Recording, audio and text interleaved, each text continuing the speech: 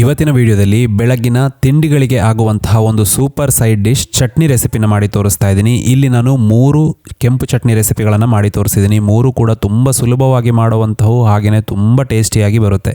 ಹಾಗಾದರೆ ತಡ ಮಾಡೋದು ಬೇಡ, ಈ 3 ಚಟ್ನಿ ರೆಸಿಪಿಗಳನ್ನು ಇವಾಗ ನಾವು ಚೆಕ್ ಮಾಡೋಣ. ಚಟ್ನಿ ಮಾಡ್ಕೊಳ್ಳೋದಕ್ಕೆ ಒಂದು ಪ್ಯಾನಲ್ಲಿ 2 ಟೇಬಲ್ ಸ್ಪೂನಷ್ಟು ಎಣ್ಣೆನ ಬಿಸಿ ಮಾಡ್ಕೊಳ್ತಾ ಇದ್ದೀನಿ. ಎಣ್ಣೆ ಬಿಸಿ ಆದಮೇಲೆ 3 ಟೇಬಲ್ ಸ್ಪೂನಷ್ಟು ನಾನಿಲ್ಲಿ ಕಡಲೆಬೇಳೆನ ಹಾಕ್ಕೊಳ್ತಾ ಇದ್ದೀನಿ. ಹಾಗೆಯೇ 3 ಟೇಬಲ್ ಸ್ಪೂನ್ಗೆ 1.5 ಟೇಬಲ್ ಸ್ಪೂನಷ್ಟು ಉದ್ದಿನ ಬೇಳೆನ ಹಾಕ್ಕೊಳ್ತಾ ಇದ್ದೀನಿ. ಇದನ್ನು ಹಾಕ್ಕೊಂಡು ಮೀಡಿಯಮ್ ಫ್ಲೇಮಲ್ಲಿ ಇದನ್ನು ಸ್ವಲ್ಪ ನಾವು ರೋಸ್ಟ್ ಮಾಡ್ಕೋಬೇಕು. ಜಾಸ್ತಿ ನೀವು ಕೆಂಪು ತರಿಸ್ಬೇಕು ಅಂತಿಲ್ಲ, ಮೀಡಿಯಮ್ ಫ್ಲೇಮಲ್ಲಿ ರೋಸ್ಟ್ ಮಾಡ್ಕೋಬೇಕು. ಇವಾಗ ಸ್ವಲ್ಪ ಕಲರ್ ಚೇಂಜ್ ಆಗಿದೆ, ಅದ್ರದ್ದು ನೋಡ್ತಾ ಇರ್ಬೋದು ನೀವು. ಉದ್ದಿನ ಬೇಳೆ ಸ್ವಲ್ಪ ಕಲರ್ ಚೇಂಜ್ ಆದರೆ ಸಾಕು, ಕಡಲೆಬೇಳೆ ನಿಮಗೆ ಅಷ್ಟೊಂದು ಗೊತ್ತಾಗೋದಿಲ್ಲ, ಯಾಕಂದರೆ ಅದು ಆಲ್ರೆಡಿ ಹಳದಿ ಬಣ್ಣದಲ್ಲಿದೆ. ಸೊ ಇವಾಗ ಸ್ವಲ್ಪ ಕಲರ್ ಚೇಂಜ್ ಆದಮೇಲೆ ಇದಕ್ಕೆ 4 ಟೇಬಲ್ ಸ್ಪೂನಷ್ಟು ನಾನು ಕಡಲೆ ಬೀಜಗಳನ್ನು ಹಾಕ್ಕೊಳ್ತಾ ಇದ್ದೀನಿ. 1.5 table spoon, 3 table spoon, 4 table spoon. Okay, 4 table ಸ್ಪೂನಷ್ಟು ಕಡಲೆ ಬೀಜಗಳನ್ನು ಹಾಕ್ಕೊಂಡು ಇದನ್ನು ಚೆನ್ನಾಗಿ ಇವಾಗ ರೋಸ್ಟ್ ಮಾಡ್ಕೋಬೇಕು. ಆ ಕಡಲೆ ಬೀಜದಲ್ಲಿ ಸ್ವಲ್ಪ ಕಲರ್ ಬಂದಿದೆ ನೋಡಿ. ಇವಾಗ ಅದಕ್ಕೆ ಒಂದು 10 ಎಸಳಿನಷ್ಟು ಬೆಳ್ಳುಳ್ಳಿನ ಸಿಪ್ಪೆ ತೆಗೆದು ಹಾಕ್ಕೊಳ್ತಾ ಇದ್ದೀನಿ. 1 ಇಂಚಿನಷ್ಟು ಶುಂಠಿ, ಒಂದು 6 ರಿಂದ 7 ಕರಿಬೇವನ್ನು ನಾನಿಲ್ಲಿ ಹಾಕ್ಕೊಳ್ತಾ ಇದ್ದೀನಿ. ಹಾಗೆಯೇ 6 ರಿಂದ 7 ಬ್ಯಾಡಗಿ ಮೆಣಸುಗಳನ್ನು ಹಾಕ್ಕೊಂಡಿದ್ದೀನಿ. ಖಾರ ಚೆನ್ನಾಗಿ ಬರುತ್ತೆ ಇದು, ನಿಮಗೆ ಬೇಕಾದಷ್ಟು, ಚಟ್ನಿಗೆ ಎಷ್ಟು ಬೇಕೋ ಅಷ್ಟು ಖಾರ ಬರುತ್ತೆ. ತುಂಬ ಖಾರ ಬೇಕನ್ನೋರು ಮಾತ್ರ ಇಲ್ಲಿ 1 ಬ್ಯಾಡಗಿ ಮೆಣಸನ್ನು ಕಮ್ಮಿ ಮಾಡಿಕೊಂಡು ಗುಂಟೂರು ಮೆಣಸನ್ನು ಹಾಕ್ಕೋಬಹುದು.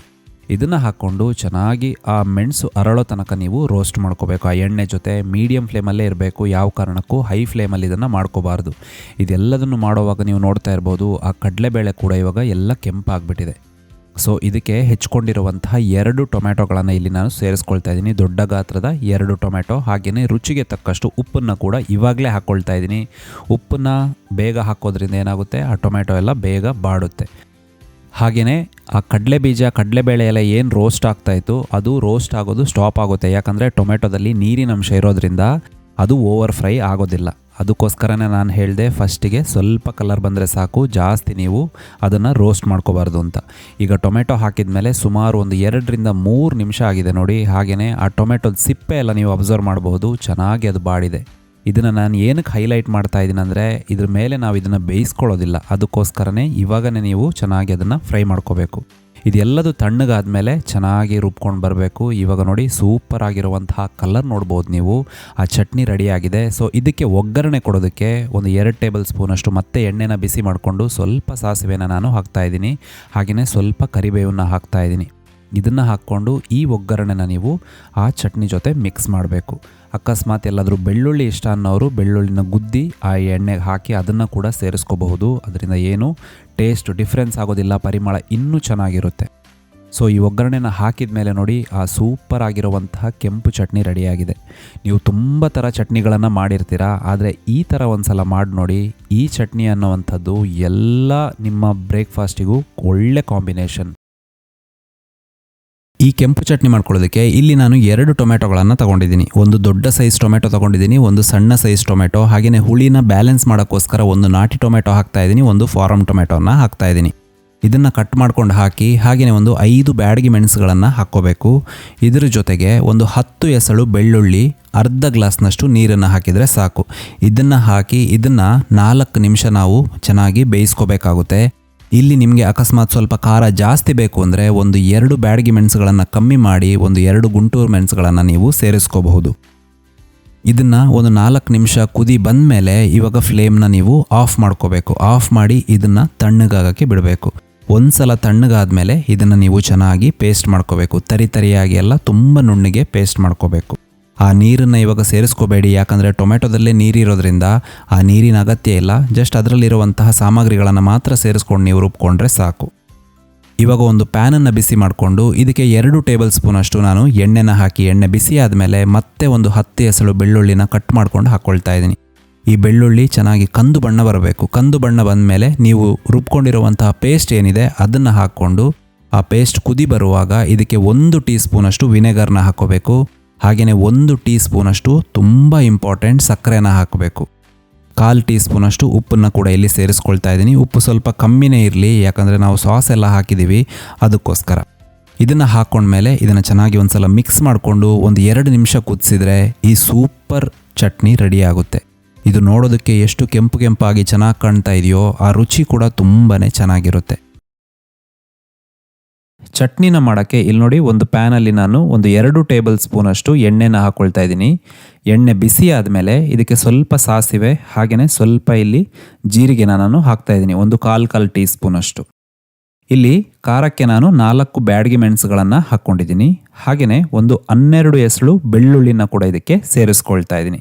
ಸಿಪ್ಪೆ ತೆಗೆದು ಸೇರಿಸ್ಕೊಳ್ಳಿ. ಹಾಗೆಯೇ ಒಂದು ಅರ್ಧ ಇಂಚಿನಷ್ಟು ಶುಂಠಿನ ಹಾಕ್ಕೊಳ್ತಾ ಇದ್ದೀನಿ.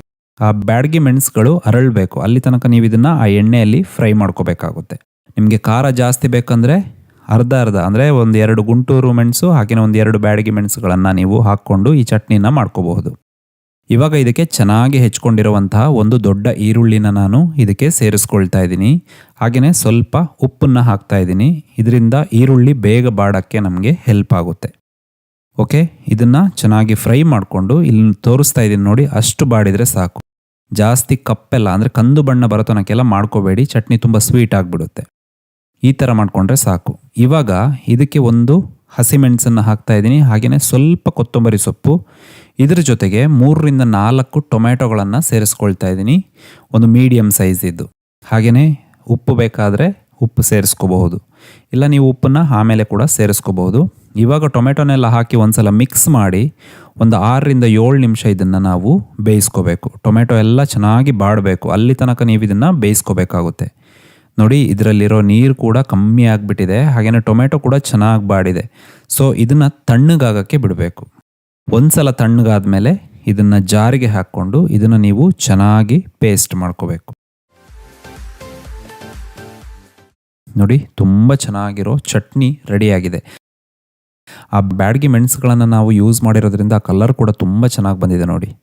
ಇವಾಗ ಒಂದು ಬಾಣಲೆಯಲ್ಲಿ ನಾನು ಒಗ್ಗರಣೆ ಕೊಡೋಕ್ಕೆ ಸ್ವಲ್ಪ ಸಾಸಿವೆಯನ್ನು ಹಾಕಿ ಹಾಗೆಯೇ ಒಂದು 4 ಜಜ್ಜಿರೋ ಬೆಳ್ಳುಳ್ಳಿಗಳನ್ನು ಹಾಕಿ ಅದ್ರ ಜೊತೆಗೆ ಸ್ವಲ್ಪ ಹಿಂಗನ್ನು ಕೂಡ ಹಾಕಿ ಕರಿಬೇವಿನ ಎಲೆಗಳನ್ನು ಸೇರಿಸ್ಕೊಂಡು ಒಗ್ಗರಣೆನ ಕೊಡ್ತಾ ಇದ್ದೀನಿ. ಯಾವ ಕಾರಣಕ್ಕೂ ಬೆಳ್ಳುಳ್ಳಿನೆಲ್ಲ ಇಲ್ಲಿ ಸ್ಕಿಪ್ ಮಾಡಬೇಡಿ, ಅಂದರೆ ಹಾಕದೇ ಇರಬೇಡಿ. ಬೆಳ್ಳುಳ್ಳಿ ತುಂಬ ಒಳ್ಳೆ ಪರಿಮಳನ ಕೊಡುತ್ತೆ, ಹಾಗೆ ಟೇಸ್ಟ್ ಕೂಡ ಚೇಂಜ್ ಮಾಡುತ್ತೆ ಚಟ್ನಿದು. ಈ ಚಟ್ನಿನ ನೋಡ್ತಾ ಇದ್ರೇ ನಿಮಗೆ ತಿನ್ಬೇಕು ಅನ್ನಿಸ್ಬೋದು, ಅಷ್ಟು ಚೆನ್ನಾಗಿರುತ್ತೆ. ನೋಡೋದಕ್ಕೆ ಮಾತ್ರ ಅಲ್ಲ, ತಿನ್ನೋದಕ್ಕೂ ಕೂಡ ತುಂಬ ಟೇಸ್ಟಿಯಾಗಿರುತ್ತೆ. ನೀವು ಅಕ್ಕಿ ದೋಸೆ ಅಥವಾ ಇಡ್ಲಿ, ಅಕ್ಕಿಯಿಂದ ಮಾಡಿರೋ ಇಡ್ಲಿ ಎಲ್ಲ ಮಾಡ್ತಾ ಇದ್ರೆ ಈ ಚಟ್ನಿನ ಇನ್ನೂ ಸ್ವಲ್ಪ ತೆಳ್ಳಗೆ ಮಾಡಿ ಕೂಡ ನೀವು ಮಾಡ್ಕೋಬಹುದು. ತುಂಬ ಅದ್ಭುತವಾದ ಟೇಸ್ಟನ್ನು ಕೊಡುತ್ತೆ. ಹಾಗೆಯೇ ನಾನು ತೋರಿಸಿರೋ ಥರ ಕ್ವಿಕ್ಕಾಗಿ ಕೂಡ ಆಗುತ್ತೆ, ತುಂಬ ಬೇಗ ಮಾಡ್ಕೋಬಹುದು ಇದನ್ನು. ಸೊ ಈ ರೆಸಿಪಿ ನಿಮಗೆ ಇಷ್ಟ ಆಯಿತು ಅಂದ್ಕೊಳ್ತೀನಿ. ಹಾಗೆಯೇ ನೆಕ್ಸ್ಟ್ ಇನ್ನೊಂದು ರೆಸಿಪಿ ಜೊತೆ ಮತ್ತೆ ನಾನು ನಿಮ್ಮನ್ನು ಭೇಟಿ ಆಗ್ತೀನಿ. ಅಲ್ಲಿ ತನಕ ಟೇಕ್ ಕೇರ್, ಬಾಯ್.